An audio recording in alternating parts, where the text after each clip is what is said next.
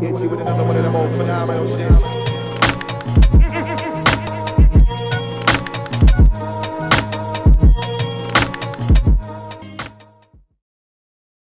Hello and welcome back to Undrlvld. My name is Chris, and I appreciate you guys swinging by and continuing your support. Don't forget, we're about 29 subscribers away from our first giveaway, which is going to be an awesome Naruto figure. I look forward to sending that to one of you. Don't forget to click like, subscribe, notification bell, all that jazz, so you can keep up to date with the shenaniganery that goes on here. So this is going to be our second video on the coverage of Valda's Spire of Secrets, a 5th edition supplement created by Mage Press. I know, I forgot to say it was a 5th edition supplement in the last video. Hey, my first time doing it. I got a little shy, I got a little nervous. I'm gonna keep doing better, don't worry. Again, this is not going to be a page by page, paragraph by paragraph review or overview of the book. This is just me highlighting some of the various aspects of the book that I find to be the most interesting, to give you guys a taste of what you can expect when hopefully you purchase the book for yourself, which I do recommend. It's a great supplement. So the class I decided to go with for this video is the Witch class.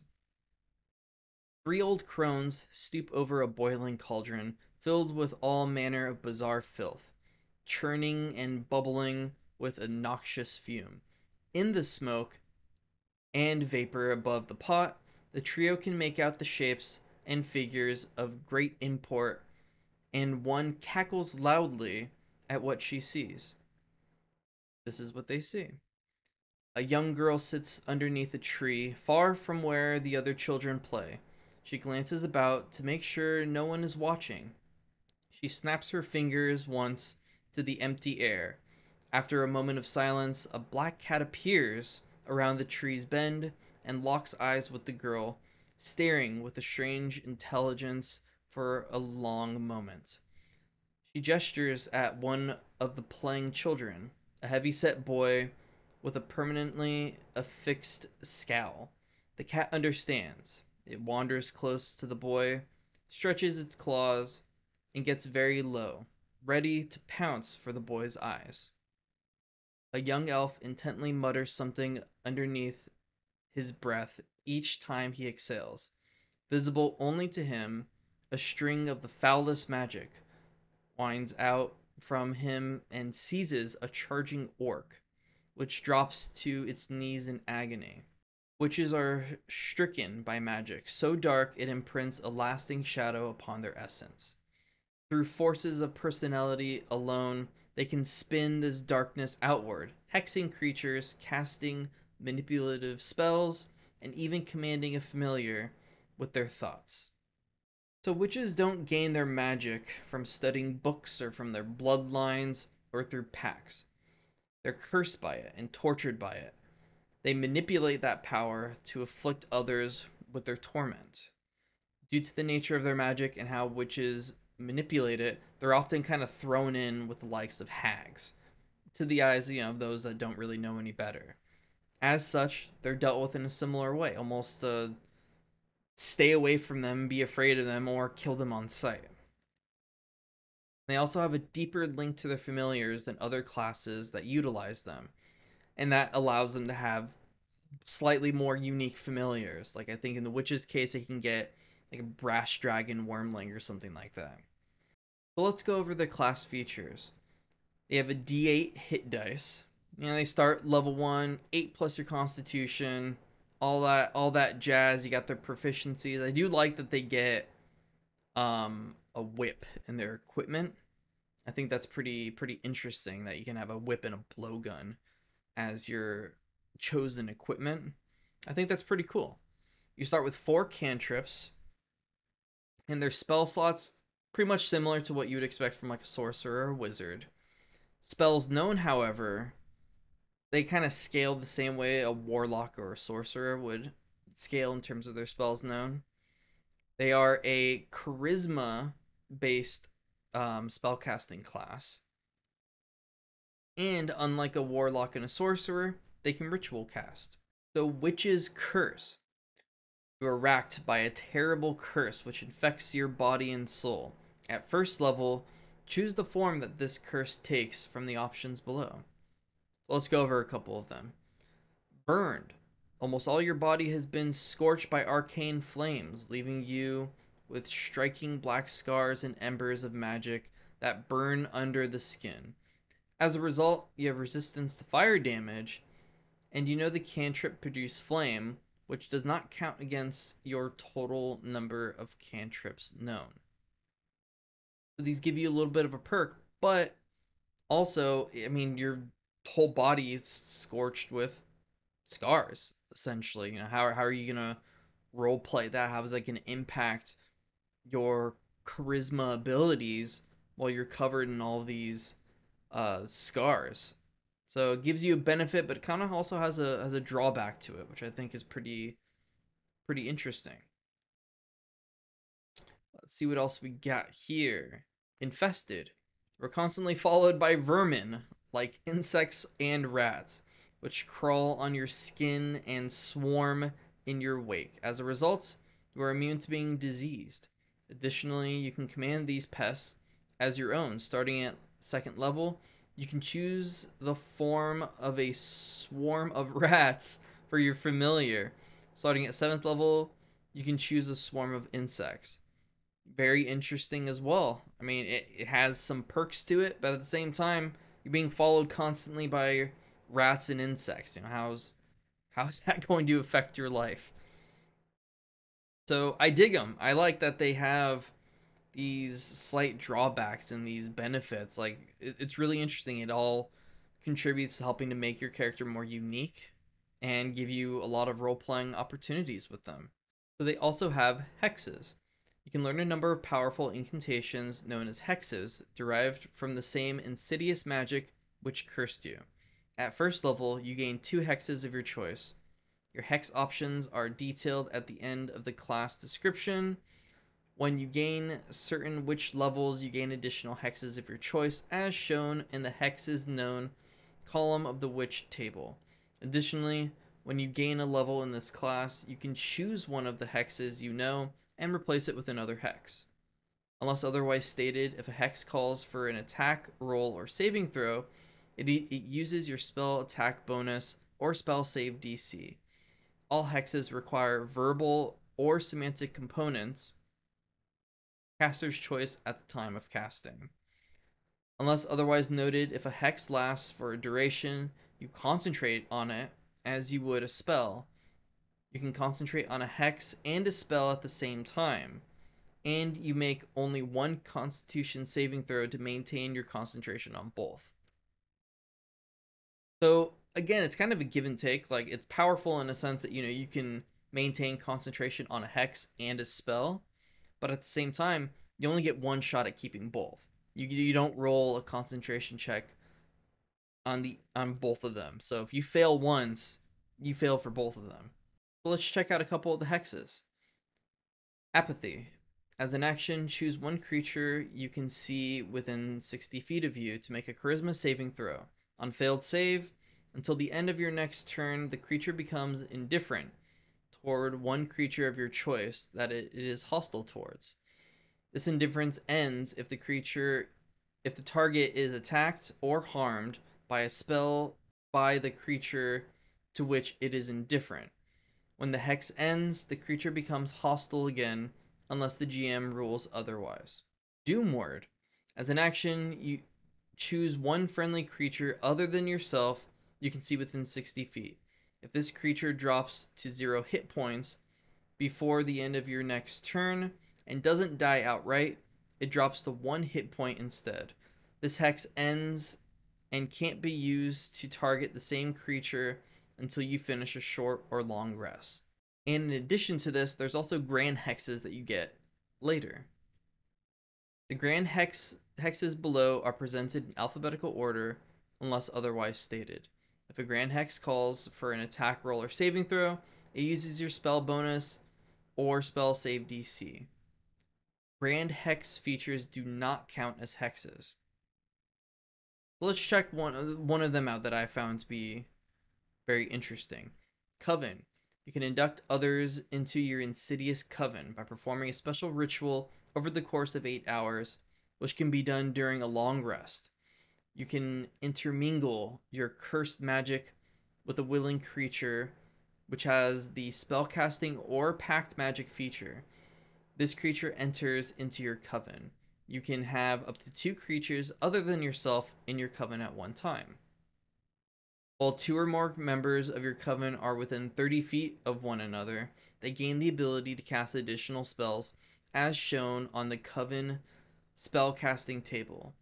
Additionally, members of your coven gain access to a shared pool of 5 spell slots, 1 of each level, from 1st to 5th level, which they can use to cast any spell known to them. Expending spell slots are regained when all members of the coven finish a long rest. Coven members use their own spellcasting ability to determine spell attack bonuses and spell save DCs. A coven member can't cast spells of a level for which they do not have personal spell slots, even if using a higher level shared spell slot. A shared spell slot can be used, for instance, to cast a lower level spell at higher levels, but it can't be used to cast spell normally too high for a spellcaster. And you can see, the spells that they get, Bane, Hideous Laughter, Invisibility, Rave Enfeeblement, Bestow, Curse, Counterspell, Banishment, Polymorph, Contagion, and Scrying. So they get some pretty useful spells. I can see this being really, really fun in a campaign, be it trying to recruit NPC characters to join your coven, or trying to convince people in your party to join your coven. I can just see it being really fun. And as you can tell, very flavorful, these Grand Hexes. So going back to the core class features, you have Cackle. At level 2, you can use your bonus action to cackle. The duration of your hex extends by 1 round for each creature affected within 60 feet of you. Not all witches laugh manically when they cackle, but all cackles require a verbal component as a spell. These range from mundane curses and insults to a murmuring of dead languages and speaking backwards. As you can tell, reading is very hard for me. Familiar. At 2nd level, you can learn the Find Familiar spell and can cast it as a ritual without material components. The spell does not count against the number of spells known. The spell is improved in the following ways. Familiar takes its turn immediately before or after your turn each round. Once per turn as an action or bonus action, you can mentally command your familiar to use its reaction to make 1 attack. That's alright, I guess. When you cast a spell, you can deliver it through your familiar as if it had cast the spell, even if the spell doesn't have a range of touch. That's cool. When you cast a spell, you can choose one of the normal forms for your familiar or one of the following special forms: Death Snail, Flying Book, Homunculus. It goes over all of it. They have an appendix for all of it. But yeah, you can choose a fairly unique array of forms for your familiar. Which is Craft. Your subclass will be going over that shortly. Insidious Spell. Starting at 5th level, when you cast a witch spell that affects a creature that is under the effect of your hex, that creature has disadvantage on its first saving throw against the spell. This feature only applies to a hostile creature which is the sole target of your hex. Very cool, very cool. It's that synergetic, making your opponent feel crappy feeling with this class seems very fun. Improve Familiar. 7th level, your familiar's attacks count as magical for the purpose of overcoming damage, resistance, and immunity. Additionally, you can choose the following forms for your familiar. This is where the Brass Dragon Wormling comes in, and you can do an imp. I do think it's a little interesting that, as a warlock, you can get something like an imp a lot earlier. Witches, it takes a little bit longer, especially when they said that like the witches, seem to have a better handle on familiars. I think it's interesting that they decided to kind of make you wait for that. Dying Curse. Beginning at 9th level, when a creature reduces you to 0 hit points, but does not kill you outright, you can lay a nefarious curse upon them. The creature is cursed for up to 24 hours. While cursed, the creature has disadvantage on attack rolls, ability checks, and saving throws. If you regain consciousness, or the creature is targeted by the remove curse spell, the curse ends and at the end of the creature's next turn. Once you use this ability, you can't use it again until you finish a long rest. I think this is really cool. I really like it. Like the curse theme of the class, it's a lot of fun, and I mean this is just awesome. I mean, you're fighting like a big bad, and he knocks you down. Obviously, your team is gonna try to bring you back. They're gonna try to res you in some way. So obviously, it's not gonna last forever. But just having that disadvantage for the big bad for that time, it could really sway the battle in your favor. Grand Hex, we already went over a Grand Hex. You get that at level 11, and you get additional ones at level 13, 15, and 18. And Hexmaster. You have mastered your foul magic. Humanoid creatures have disadvantage on saving throws against your hexes, which is cool. A lot more useful than, some of the level 20 features that you get in other classes. Subclass that I chose for the witch class is purple magic. Purple magic holds sway over the domains of illusions and enchantments that take hold over people's minds and anything that is not quite as it seems. Practitioners of this form of magic are puppet masters, shaping the apparent reality of those around them to their advantage. See the spells that you get. Charm Person, Silent Image, Enthrall, Invisibility, Hypnotic Pattern, Major Image, Confusion, Private Sanctum, Modify Memory, and Seeming. And each subclass gets its own special hex. This one is Hallucinations. Starting at 3rd level, you can infect the minds of other creatures. As an action, choose one creature you can see within 60 feet to make a Wisdom saving throw. A creature that is immune to being charmed automatically succeeds on the saving throw. On a failed save, the target's perspective of the world distorts into a horrific and alien place. The creature has a -1 penalty on all attack rolls and ability checks it makes. Whenever the creature begins its turn, the penalty on all attack rolls and ability checks increases by 1, up to a maximum penalty of -5. This effect lasts until the end of your next turn. So that's great. I mean, you have the ability to make your hexes last longer. So you could just hex someone using this and just focus on them and continuously make their lives more and more crappy. I think that's really cool. It feeds into the theme of the class. False Authority. By 6th level, as an action, you can warp yourself in an illusory air of expectation.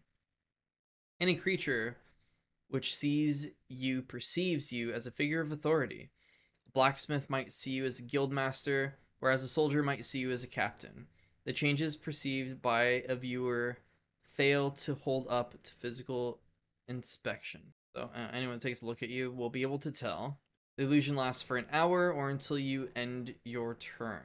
Oh, end it on your turn. Okay, I read that. I was like, what? To discern that you are disguised, a creature can use its action to inspect your appearance and must succeed an intelligence check against your spell save DC. Once you use the ability, can't be used again until you finish a short or long rest. Deceitful Transposition. Starting at 10th level, you can use your bonus action to create an illusory disguise over 2 creatures within 60 feet of you, making it seem as if they have teleported and switched places. That's really cool. The disguise makes it seem that the creatures are in one another's spaces, moving all sounds, smells, and other effects caused by each creature to the correct points of origin. Creatures under the effect of the disguise do not perceive any part of the illusion. Creature can use this action to examine a magically disguised creature and make an intelligence investigation check against your spell save DC. On a success, the creature can see both illusory creatures for what they are. The illusion lasts for a minute and ends early when one of the illusory creatures takes damage, or if one of the creatures performs any physical interaction which reveals itself to be an illusion. Once you use ability, can't use it again for another short or long rest. This is really cool. It seems like it'd be a lot of fun to use in combat, like switching one of the enemies with one of your allies in hopes that maybe it'll confuse another enemy into attacking their own teammate. So I can see that being a lot of fun. So next we have Waking Nightmare. At 14th level, you can warp everything a creature sees into a hellscape, full of terrible creatures that wish them harm. When a creature fails its saving throw against your hallucination hex, you can further distort its mind, causing it to lose the ability scroll up, to distinguish friend from foe regarding all creatures it sees as enemies until the hex ends. Whenever the hex creature chooses a target for an attack, spell, or other ability, it must choose the target at random from among the creatures it can see within range. The hex creature must also use its reaction to make an opportunity attack if a creature provokes one. It lasts for a minute. Once you use this ability, it can't be used again until you finish a long rest. So this is awesome. What I'm curious about though is I know this works in conjunction with your hallucination hex. So if you extend that time, does this effect of Waking Nightmare carry over and extend as well? Or does it just last for a minute? I mean, still a minute's a long time. That's like 10 rounds of combat. So regardless, it's extremely powerful. And it kind of synergizes well with Deceitful Transposition and just screwing with the minds of your enemy in hopes that, they'll attack one of their own. So in closing, awesome. I love this class. I am dying to find a campaign to play as this. I believe there's like a lineage or something that came out in Van Richten's Guide to Ravenloft that is kind of like hag themed. I forgot what it's called off the top of my head. But I'd want to be one of those and play as a witch. I think that would be a lot of fun to roleplay. But hey, I encourage everyone, again, check out the backer kit if you find this interesting. We have to support these third-party developers. Like they're the ones that keep us going while we're waiting for Wizards to come out with stuff. And so far, this has been a blast to cover. And again, I'm going to provide the links to everything Mage Hand Press down below so you can check out all of their stuff. And yes, I will be doing Baldur's Gate Patch 6 content soon. It's coming. You just got just a little patient, But again, thank you for all of your support. Have yourselves a good day and stay safe out there.